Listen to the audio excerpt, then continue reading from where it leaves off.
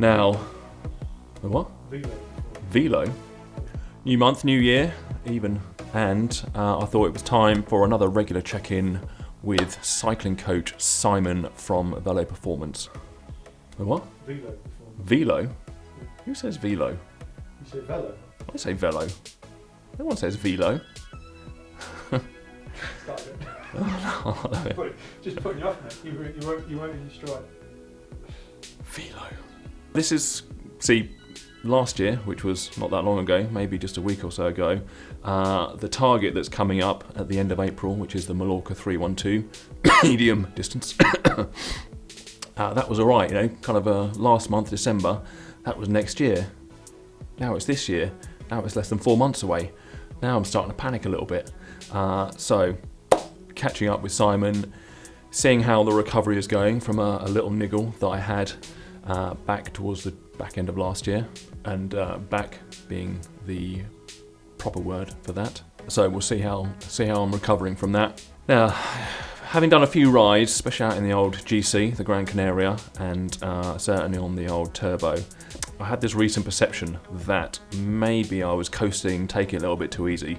So we have a little dive into the stats to see if what I think is going on is actually reality, and whether I just need to get on with it, go harder. Tracking fitness, we've got all these stats, we're using these apps. I want to know if there's an easy way that I can keep an eye on how things are progressing, and make sure we talk about how we can use Training Peaks just to get a very quick snapshot and make sure we're heading in the right direction, and look at the target of where I need to be as we head towards Mallorca. And training plan for the next phase. So as we're working towards that target, we're looking at the types of training we're going to do. A lot of it I've been doing so far is more low zone level stuff, so aerobic and tempo stuff. Is that where I need to be?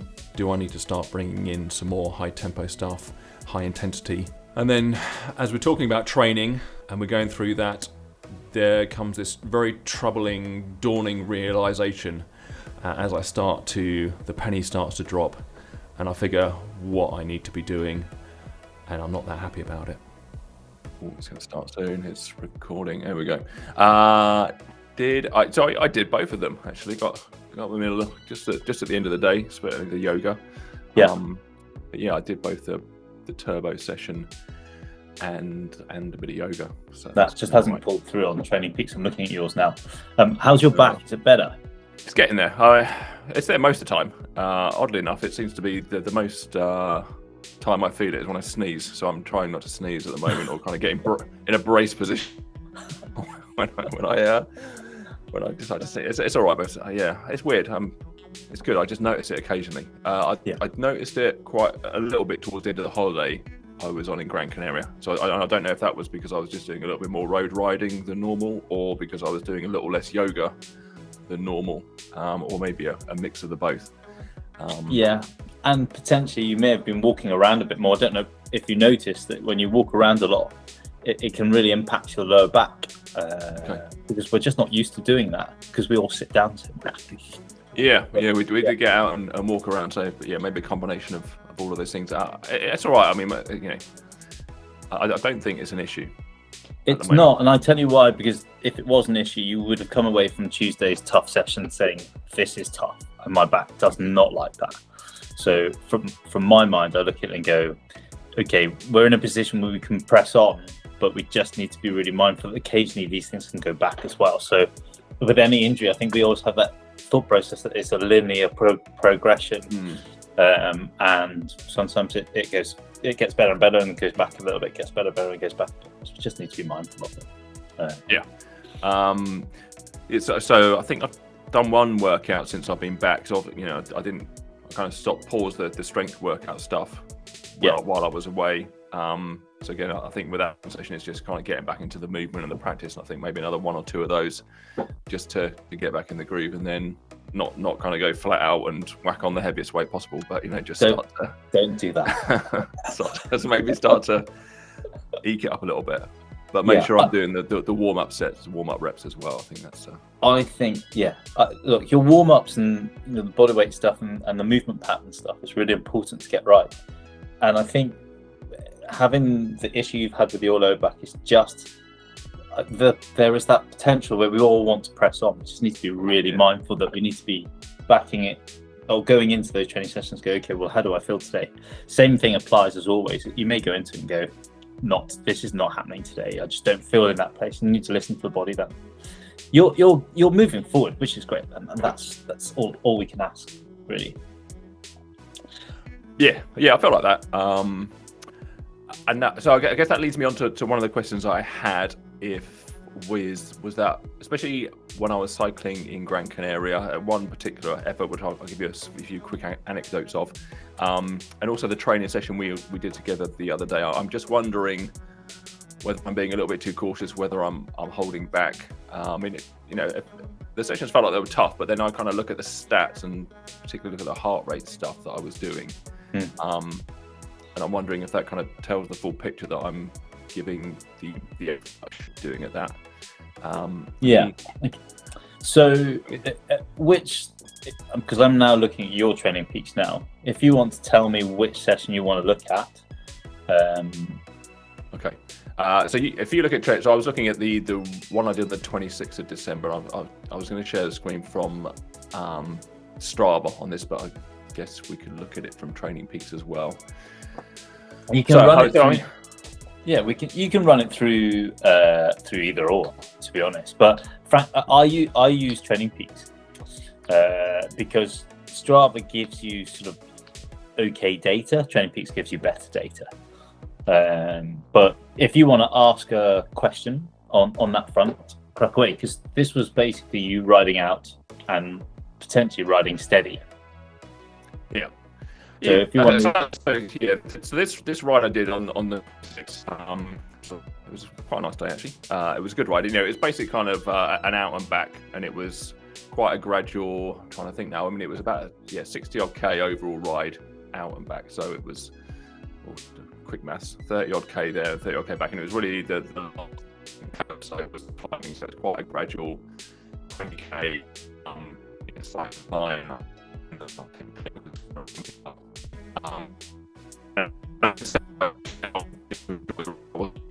Break any records. Starting out on the first 5K, it's quite rolling, and I came across two riders. One of them was a guy probably mid-30s, and we had a quick chat, and then this other guy kind of cruised up to us, and he's going, "Oh yeah, I'm just waiting for my 70-year-old dad." So like the 70-year-old kind of joins us, and then we ride for a little bit, have a chat, and then they ride off. And I'm thinking, I'm kind of then starting to hold back. I'm thinking, well, I'm going to do my own bit. I'm not going to kind of follow them. But it's just the fact that I just see this 70-year-old cruising away in the distance from me. But to be fair, he looked like he'd been riding since he was about 7 months old. So he looked like a bit of a vet. But I thought, no, I'm going to do what I want to do. I'm not going to, So anyway, riding on, and then I get halfway up the big climb, so I'm about 5K into it. There's another 5K to go. I stop. No one's around. It was a pretty quiet day on the way going up. I stop, take a few photos, get back on my bike. So as I'm getting on my bike, one guy's passed me, actually, who I met at the end in a restaurant in a cafe, and then there's one guy behind me. So the guy who's passed me, for the next few K, I just see him kind of gradually disappearing off into the distance. So he's heading out.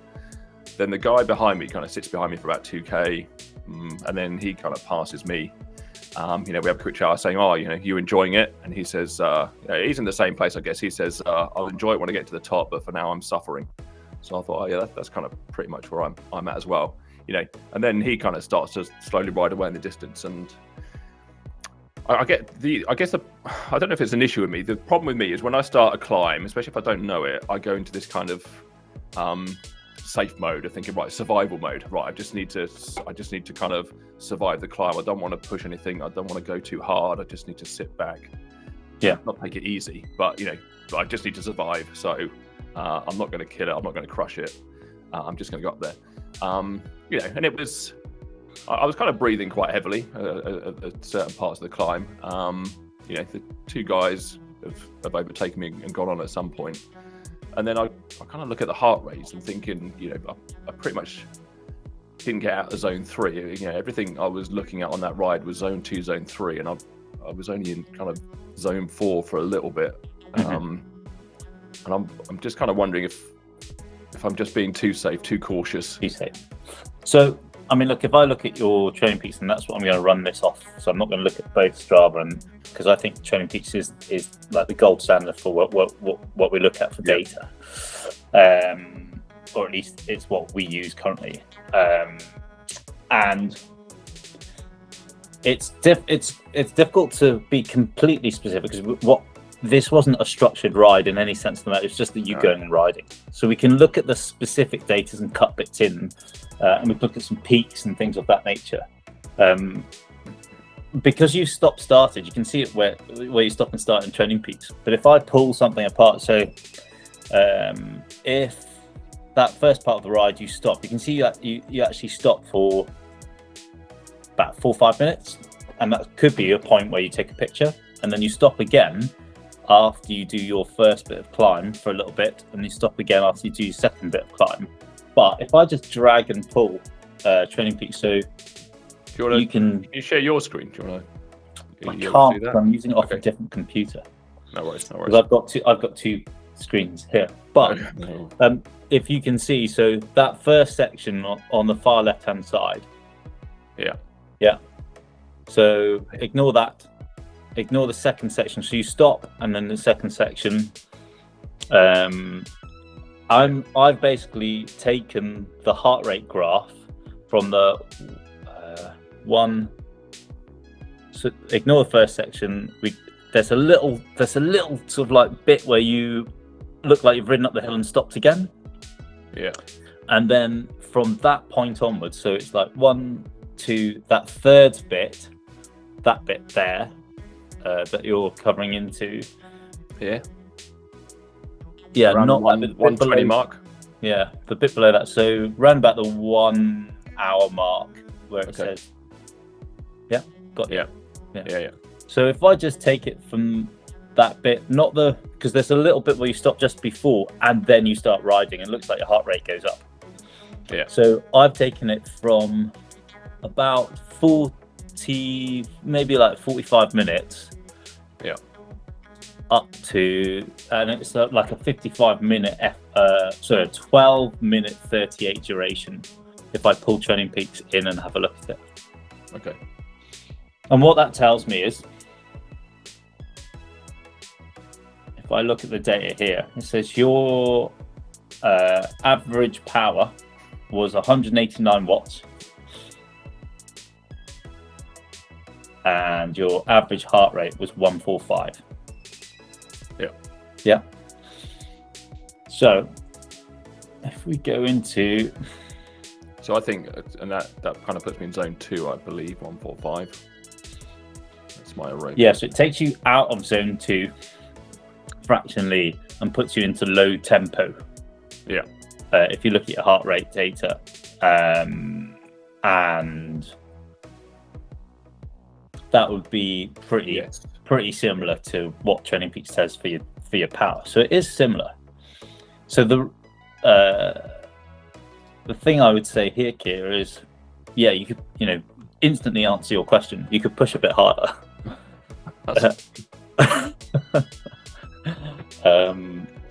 However, we just said, because of what's been going on with the back while you were away, it was just go and ride your bike for fun. So if you were just thinking, look, and in my mind, and we talked about it, it's like, look, don't go silly. So I should imagine there was a point where there was preservation. It was like, look, I'm just going to ride. This is about enjoying my bike and knowing that I can come back and not be broken off the back of it. But from a pure effort level, you're probably playing it safe there.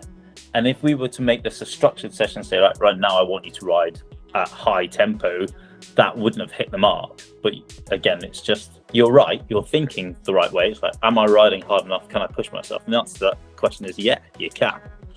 But you shouldn't have been doing it that ride, especially after the back. Okay. All right, so let's take that same question about, am I taking things too easy? And let's put it onto a structured ride. So we did one together on Tuesday, and that was a structured ride. We were on the 3rd, yes? Yes. Yeah. Okay. Again, so looking at so you'll know the kind of effort that we were trying to put out there. And I was I was sweating a little bit, sweat was driven off me. But again, I'm kind of looking at it from a heart rate zone perspective, and I barely get out of zone 2.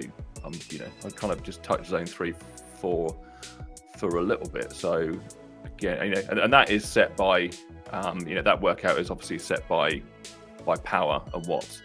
So I'm kind of thinking again, although I'm feeling it, maybe the kind of perceived level of effort isn't, I was never really in trouble. I wasn't breathing heavy. I wasn't maxing out my heart rate. My legs felt okay. So again, I'm wondering if from that perspective, should that have been tougher? Should my FTP almost have been higher? So my watt output that it was asking me to do would be higher. Was I taking it too easy in that session? Again, I look at the heart. So it's harder to work on a heart rate when you're doing those sessions because of heart rate drift and because you're pushing it. So if you were on a VO2 session, you'll notice that the heart rate raises almost as you finish on that particular session because of a minute. It almost raises as you finish, and then you drop off and push again and drop off and push again. So ultimately what I'm going to look at is the last maybe 2 heart rate efforts and what your average max was on that front. So if I look at the second last effort, your max heart rate was 153 and your average was 149 over that towards the end of that 1 minute. So I'm not taking it from the minute, I'm taking it from the end of that, just looking at it as an average and going, okay, well, are you working hard enough? Your power altitude is max 280 and 190. You're hitting the power right. I think potentially you could go harder, so you could go to the higher end level of that.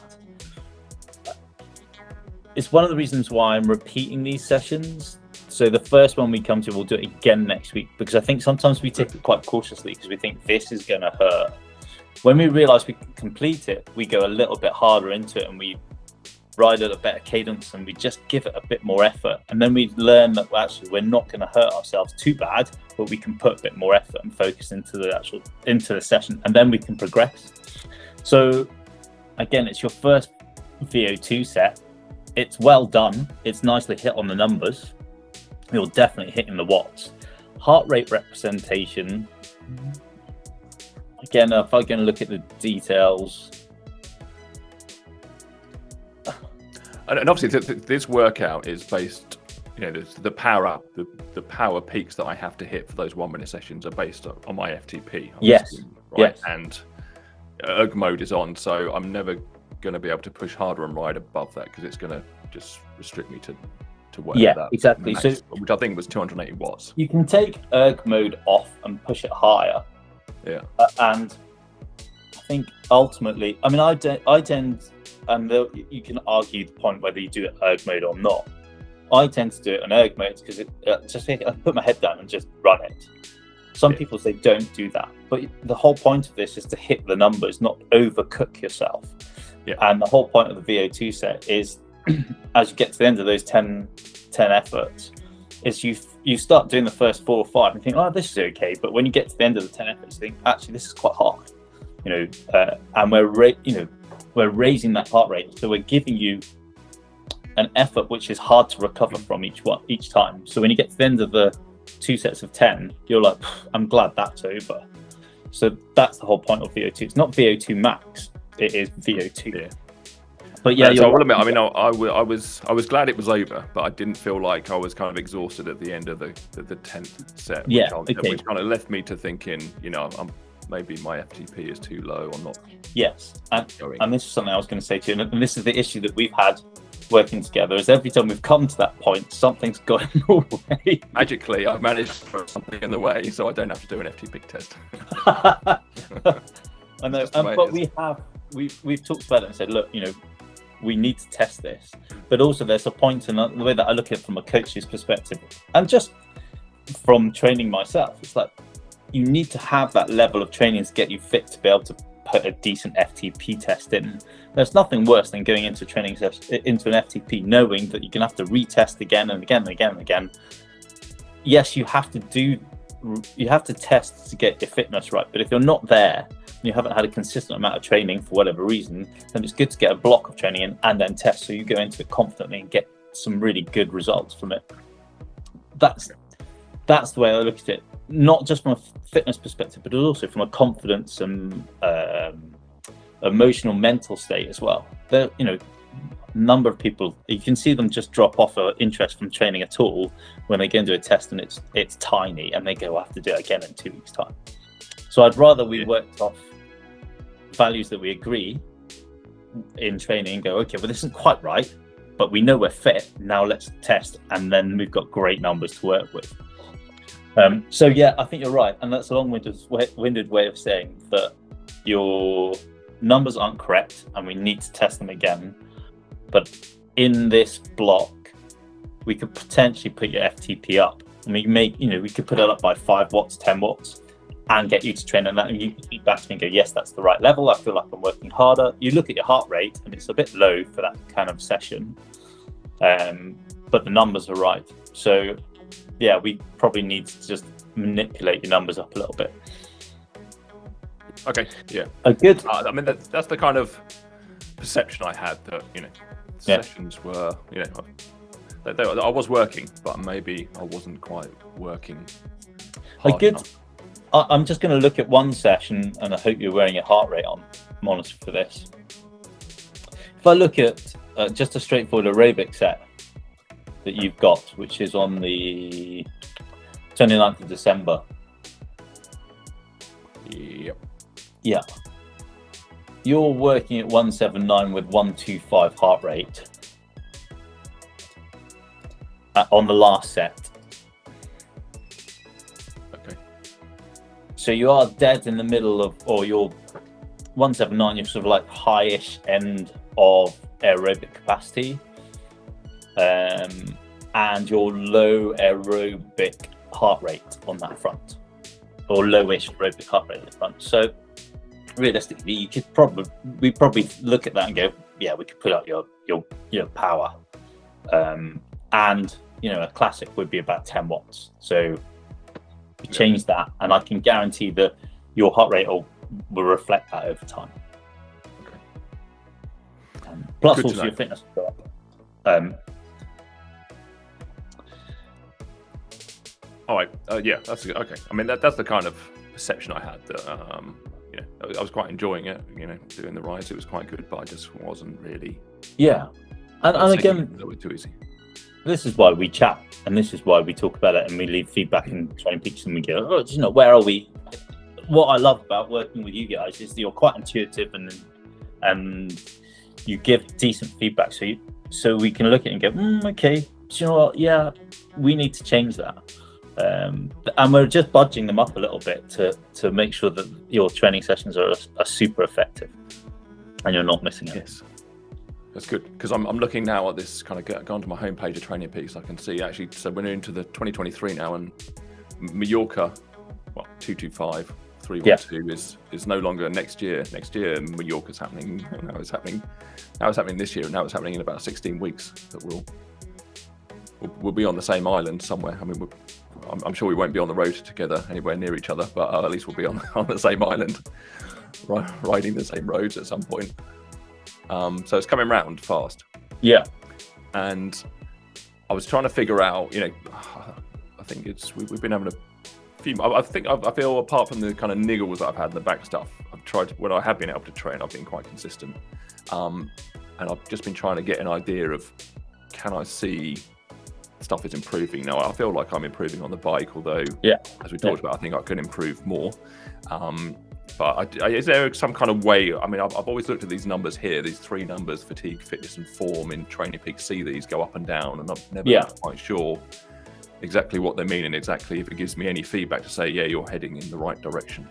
Okay, so let's run through a few things. I won't go super technical, because to be honest, there's so many algorithms and things and numbers to run through, it's difficult to explain it. But your fitness obviously is describing where your fitness is.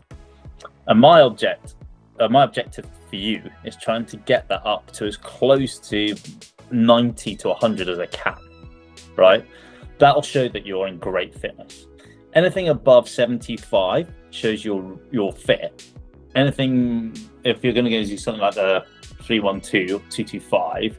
If we can get you close to the 90 to 100, that's great. So the target is, by the time you get to Mallorca, is try and get you to that number.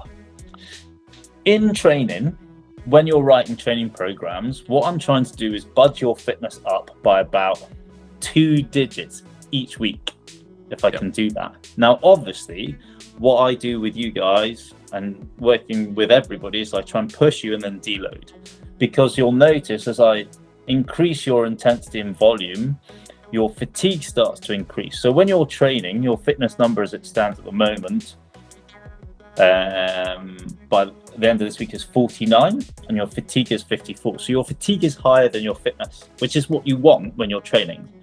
You want to get your athlete to fatigue. And what that does is it tells us where your form is. So by the end of this week, and right now you're -2, okay? And then by next week, your fitness is going up. And your fatigue is going up, but you're still at -2. But again, it's as we plan your training further forward, what I'm trying to do is get your fitness to push further up. And you'll notice that your form starts to drop down further. So it'll go to -10, -15, -20. When you're hitting -30, that's generally when I go, right, I know you're going to be tired now. And that's potentially where you can get colds, injuries, and things like that. So it's a point where we look at things and go, we need to back off and allow your body to absorb the training. And that's what happens. What you'll notice is your fitness will probably stay similar, maybe drop fractionally, but your fatigue will drop right down and your form will go back up to where we want to hit it, is around about 5 or 10. And then we go again. So we like push you hard. So we drop your form down to -20, -30 at the most, and then give you some time to deload. And by the time you get to Mallorca, you should be higher in your fitness because of the volume and intensity of training that you're doing. So I don't know if that makes any sense, but that's what those numbers mean. So you need to be, or you need to have quite a high level of fatigue compared to your fitness when you're training. What you don't want to do when you aim to your event is have a high level of fatigue and a low level of fitness. It wants to be the other way around. So generally, when most people hit their event, I want you to be anywhere between 10 and 15, maybe even 20 in the plus, not in the negative. And it shows that you're well rested and your fitness will be robust enough to be able to deal with it.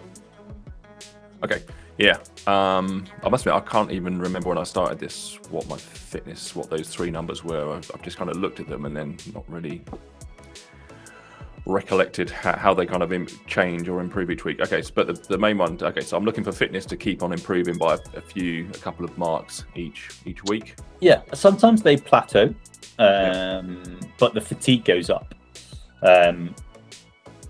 That's just a planning thing, and you'll notice that'll change over time. So as we increase that duration or intensity or both, that'll change for you. But yeah, I think the difficulty of this thing with Training Peaks is sometimes it takes maybe 2 or 3 months for it to really populate itself properly. And if you've had a lot of time off, that algorithm's a little bit like out of sync and it needs a bit of time to throw back in again. Okay. But yeah, that's generally the way that I look at it. So when I'm planning training, that's how I look at it and see, right, okay, well, I can push you that far on the numbers. Let's see how the athlete deals with it. So it's like, okay, well, you come back to me at the end of a week of you and your numbers are, let's say, close to 20 and go, I am tired. It's like, okay, right, we need to back it off a little bit and then go again. Yeah, okay. All right, I'm going to pay closer attention now to those numbers, and now I have an idea of what they actually do. I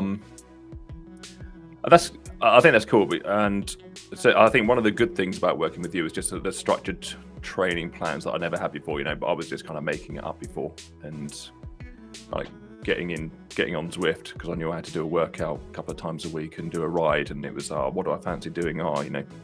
stand short mix or something sounds like a cool name. I'll just jump on and do that. Do we know who Stan is? I've no idea. I think he rides tubeless or so, I don't know.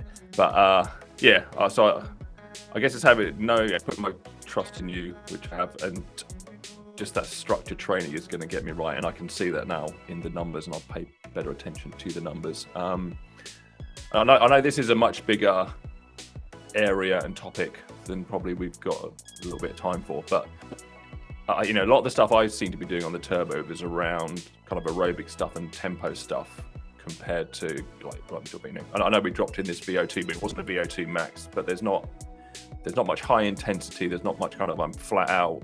My heart rate is kind of about to burst out my chest. Yeah. So that kind of low intensity stuff versus high intensity. Okay. So the reason why I've given you some of the tempo stuff now, while the back was not right, and we were being wary with the intensity factor of what I was giving you, was from a building fitness perspective, it would be wrong of me to make you do really hard threshold sets while your back was spasming.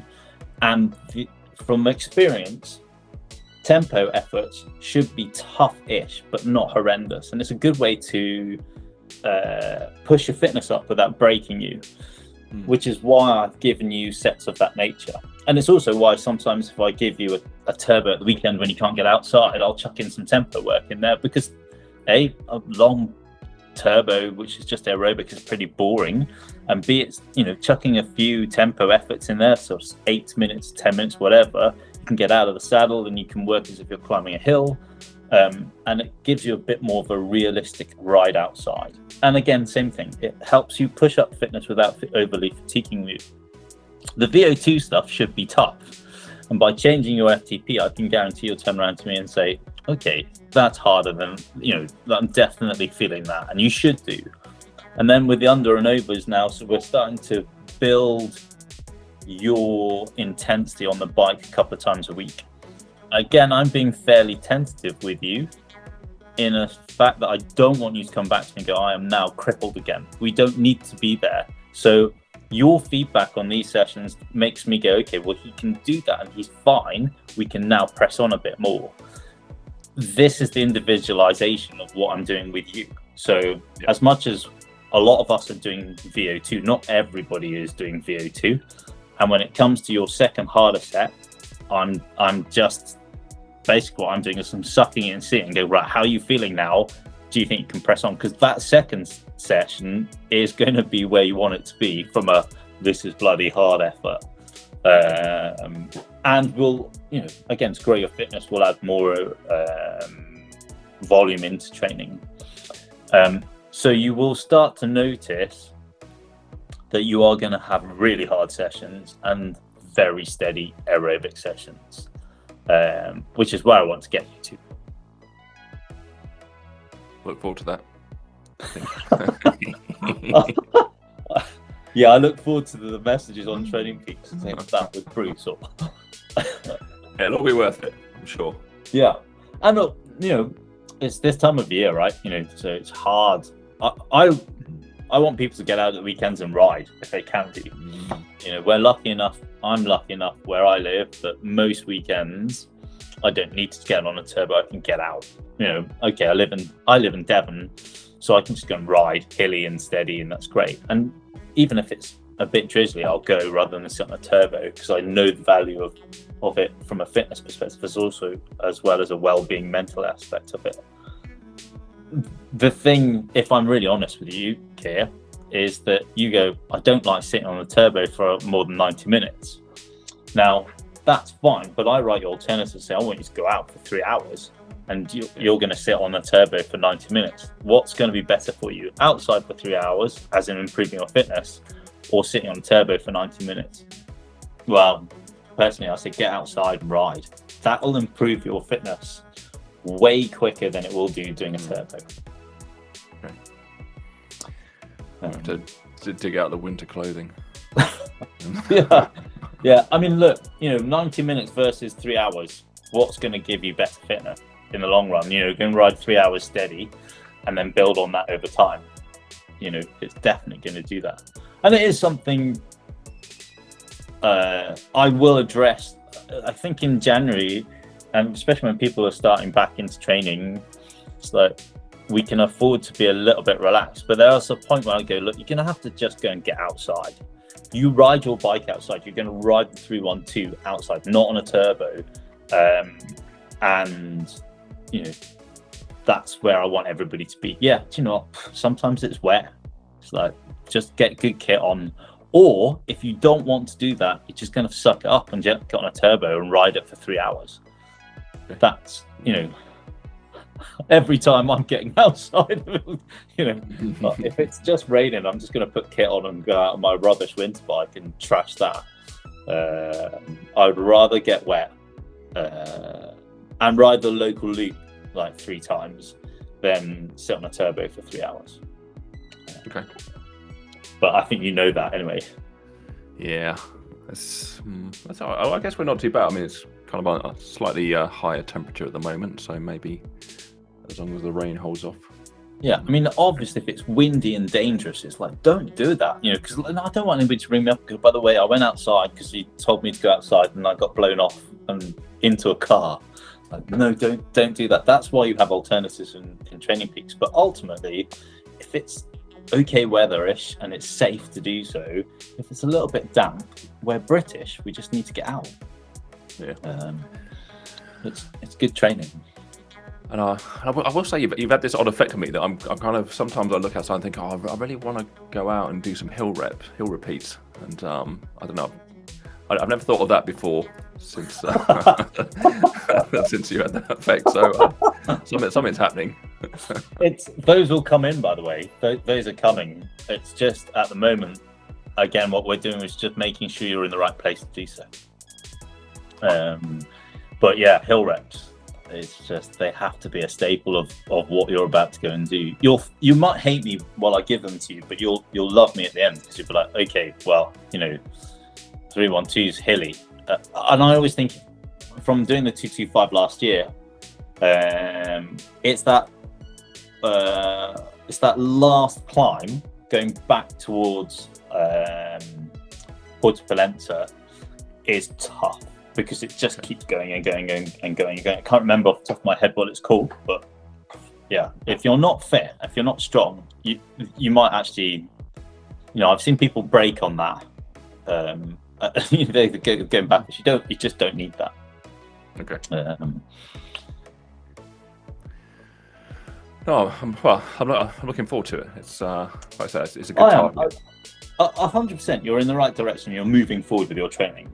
That's the thing. So, we don't need any mishaps now. That's where we don't need to be. We just need to be consistent, need to eat well, sleep as much as you can, and hopefully that back does not give us any more issues over time. But if it does, we can manage it like we did last time. Yep. Fingers crossed. I'm sure it'll be right. I'm feeling good at the moment, and good. Yeah, looking forward to pushing on. Yeah, I mean, look, start of the new year, everybody's like really focused, which is great. So yeah, is there anything else you wanted to chat about? I think that was it. Yeah, I just wanted to have a check-in of where I was at. Just kind of confirm to myself that maybe I can start to push a little bit more now, and just get an idea of how I can, just monitor and keep an idea that I am moving forward, and I'm got that with that target. Every time I log into Training Peaks, it's got that goal of end of April, Mallorca ride. Yeah. Making sure I'm as good as I can be for it. Yeah, you'll be in great shape for it. I know. We just, again, it's like we need to press on with what we're doing. And I think as you do more training sessions after this back issue's been in place, we can change things. That's things. Not what I've written in Training Peaks as a guide doesn't mean it's set in stone. We just need to know that once you've completed these sessions, you'll be like, okay, I feel fine. We can do more. I'm very mindful that lower back issues and things like that stuff, it can really come back. So we need to be fairly careful to start off with, and then go, right, now we can go. And that's what I'm doing with you. Perfect. Good stuff. Looking forward to it. You And, happy with everything at the moment? Like, you seeing everything going through on the Facebook group and stuff? Yes, I do keep an eye out on that. Yeah, that's good. I was thinking there. and the emails I send to email most weeks and say these are things you missed, or you may have missed the links to it. So yes, that's just a little recap email just in case, like you say, something is skipped past, or you kind of twig yourself to go and look at it again. Yeah. I think for me that just helps. So if people say, "Oh, I didn't see that," but there's not much I can tell you. But by sending you guys a recap email, it goes, "Look, if you really want to learn this, go here." So yeah, good. Okay, I'm glad you gave. I ask everybody that to make sure that actually that email is in their inbox and not straight into spam and they're missing it. So good. Perfect. Cool. All right. Good stuff. Appreciate the time. Good to catch up. Yeah, really good to catch up. I'll say it again. Look, we're on the right track, and it's really cool to see that you're back training and enjoying it. As I say, just leave loads of feedback in Training Peaks, and I'll change your FTP now after this call, and then ping you a message and go, right, this is where your FTP is now. All right. Remember to tweak Zwift as well, so it's correctly. And the session we got next week, I saw it pop up. I didn't look. Is it a morning one or an evening one? Yes, 6 o'clock in the morning. Oh, okay.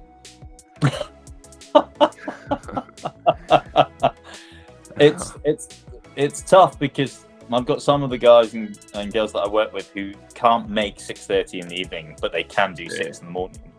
I am not an early morning worker outer. It's not, to go and do something tough first thing in the morning is hard. So I'll get up early in the morning and, make sure that I'm mentally and physically ready. I'll probably do a bit of a warm up beforehand and then go into the session. But yeah, it's 6 o'clock. I'll try and make it. If I'm the only one that turns up at 6 o'clock, I'll be most impressed. Get your workout done and out of the way. The rest of the day to look forward to. Yeah, totally. All right. Good. Look, really good to catch up. As always, if you need anything, just message me. But keep doing what you're doing, which is great. We're moving forward. It's good. Great stuff. Appreciate it. Catch you soon. Nice. No worries. Good. Thank you very much. See you soon. Bye-bye. Okay, so there we go. Interesting chat with Simon, looking at the stats, seeing where I'm at, seeing where I need to be, and summarising that is that I need to be pushing harder in training. I'm going to be bumping up FTP, so I'm working harder when I am doing it, not on the turbo, but on the Wahoo kicker bike. I can also now quickly look at Training Peaks and see that I am progressing, and look at those main numbers on there to see where I'm at, keep on track to where I need to be. And then the really tricky one for me is that the realisation that I need to come out of hibernation, out of the garage, into the real world, because there's nothing like getting out, riding outside, not being sat on the bike indoors, which I did think, okay, yeah, I can do that. I mean, it's January. It's a little bit cold, but it's, what do they say? There's no such thing as bad weather, it's just bad clothing. And I thought, yeah, okay, I can do that. I can get out on the bike, even if it's the old cyclocross bike, maybe do a little bit of this, bit of that on it. And then I had a look at the 10-day forecast, and it was either cold, which for me is kind of below 5 degrees C. 10. Okay, well, 10 degrees C. But yeah, it's either, okay, so on days it's either very cold, which I'm thinking, okay, maybe I won't go out, maybe I'll stick to the bike. If it's not that cold, if it's over 10, if it's kind of 10, 11 C, it's very windy, or it's raining, and that's the 10-day forecast. So then just thinking, do I really want to go out in that? And the reality is that I probably won't, but I just won't tell Simon about that, and I'm sure it'll be fine. I think for me, one of the difficulties is about motivation, and I've now got that big target coming Mallorca at the end of April. I know I need to get out and I need to maximise the training opportunity for that. But it's just a mental mindset of getting up early doors, looking out, seeing that it's either cold, people are scraping ice off the screens, it's really windy and you're going to get blown off, or it's chucking it down. And it's just that mental block of trying to get over that and getting into the training, which I know is going to benefit me, but it's just a struggle to get out in that weather, and that's why it's not enjoyable. I'm not saying that sat on doors on that is, but you know, at least you're not getting too wet, getting too blown about on that, and you can sit there and have a nice little snack on something and drink a little something and phone someone up and say, can you bring me a coffee? Watch a bit of Netflix or whatever you like. There we go. Anyway, hope you found that chat with Simon useful. Give us a thumbs up if you did, and click on the subscribe button to keep updated with further training tips, further training chat, and see how the progression goes, the types of training I'm doing, how that's working out, and if I'm on target to make it to Mallorca and have a chance of actually finishing.